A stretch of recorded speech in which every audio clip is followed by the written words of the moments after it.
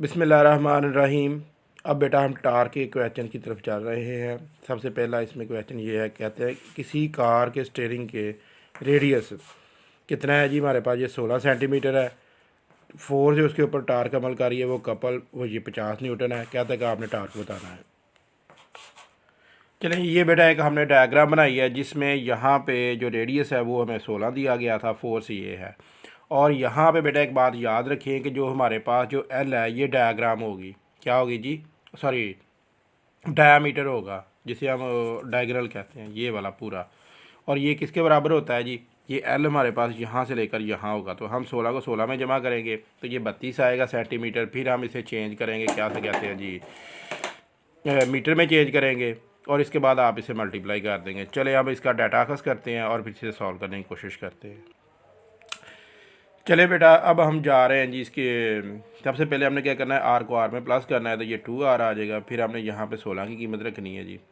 फिर इन्हें मल्टीप्लाई किया तो ये हमारे पास 32 आ गया। ये किस में है जी, सेंटीमीटर है। मीटर में कैसे चेंज करेंगे, इसे 100 के साथ डिवाइड करेंगे तो ये हमारे पास आ जाएगा 0.32। तो ये हमारे पास क्या आ गई, यहाँ पे डी की वैल्यू आ गई। फार्मूला हमारा ये है जी, ये हमारे पास किसका फार्मूला, ये टार का फार्मूला है। ठीक हो गया। अब बेटा इस फार्मूले में हम नीचे आ जाएं जी। इस वाले फार्मूले में हम एफ़ की कीमत रखेंगे जो कि 50 थी।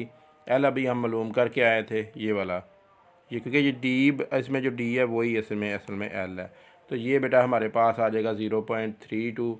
दोनों को मल्टीप्लाई कर दें तो यहाँ पे आएगा जी 16 न्यूटन। ये बेटा हमारे पास क्या आ गया, यहाँ पे टा आ गया। अच्छा, ये टार के वाले से एक ही न्यूमेरिकल है, बाकी न्यूमेरिकल्स जो हैं वो हैं टार के ही हैं, लेकिन ज़रा थोड़े से डिफरेंट हैं। चले अब हम चलते हैं अपने न्यूमेरिकल्स की जानब। जी बेटा, यहाँ पे मैं आपको ना एक बात बताता चलूँ कि एक हमारे साइंसदान थे अर्शमिडस। उसने कहा था कि अगर मुझे एक रॉड मिल जाए लंबा सा और एक फिल्कर मिल जाए तो मैं ज़मीन तक उठा सकता हूँ। अब उसमें जो लॉजिक थी वो क्या थी, वो ये थी कि उसमें जितना ज़्यादा आप जो फिल्कर रॉड है उसे लंबा करते जाएंगे तो उससे आपकी जो फोर्स है वो कम लगेगी। आपने देखा होगा जो नट छोटे रैंच से नहीं खुलते, वो बहुत बड़े रैंच से आसानी के साथ खुल जाते हैं। चलिए अब बात करते हैं। यहाँ पे क्या था, एक नट जो 10 सेंटीमीटर स्पिंडल इस्तेमाल करके भी 200 न्यूटन फोर्स की से कस दिया गया है। ठीक है, ये यानी एक नट था जो 200 न्यूटन की फोर्स से कस दिया गया था। अब कहता है कि अब उसने नट को दोबारा आपने ढीला करना है, लेकिन आपको जो फोर्स है वो लगानी है हमारे पास 150 न्यूटन। तो बताएं जो आपके पास जिसे आपने ढीला करना है स्पिंडल या रेंच, वो कितना लंबा होगा या कितनी उसकी लेंथ दरकार हो, क्योंकि हमने 150 से ज़्यादा फोर्स लगा ही नहीं सकते। ये इसकी सबसे बड़ी कंडीशंस है। तो अब ये बात, अगर फोर्स कम है तो ज़ाहिर बात है नट का जो स्पिंडल है वो हमें लंबा करना पड़ेगा। तो बात याद रखें, यहाँ पे जो सबसे अहम चीज़ है ना, जो अहम पॉइंट है बेटा, वो ये है कि जो दोनों का जो पैदा होने वाला टार्क है वो बराबर होना चाहिए। क्योंकि जब टार्क बराबर होगा तभी तो हम दूसरी फोर्स मालूम कर सकेंगे।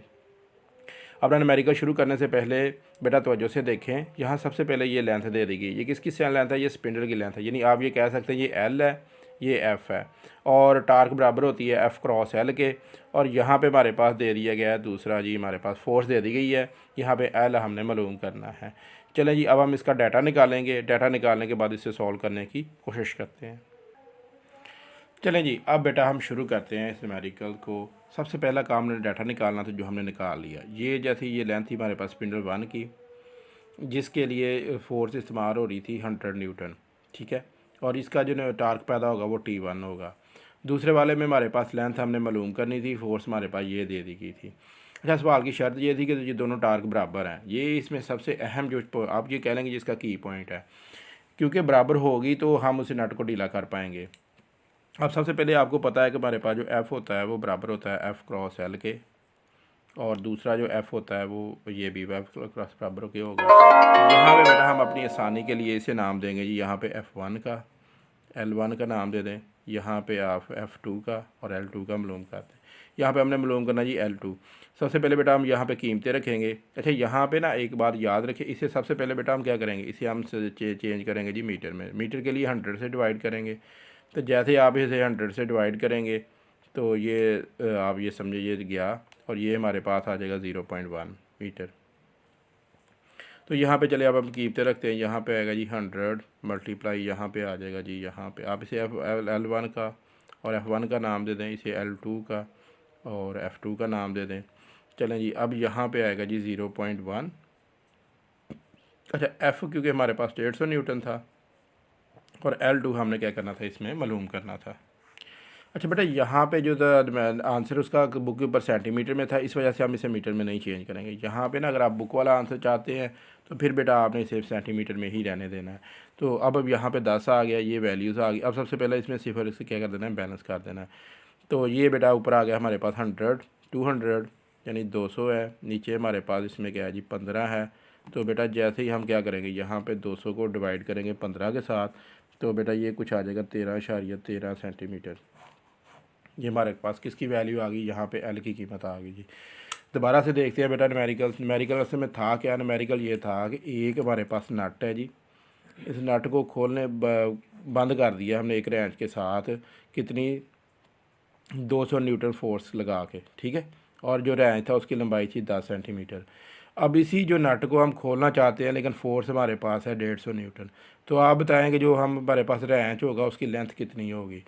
तो इसके लिए हम एक कंडीशन का सबसे पहले तो हमने डाटा लिख लिया बेटा। डाटा हमारे पास जो पहला दिया गया रेंच था उसकी लंबाई थी 10 सेंटीमीटर, फोर्स थी 200 न्यूटन।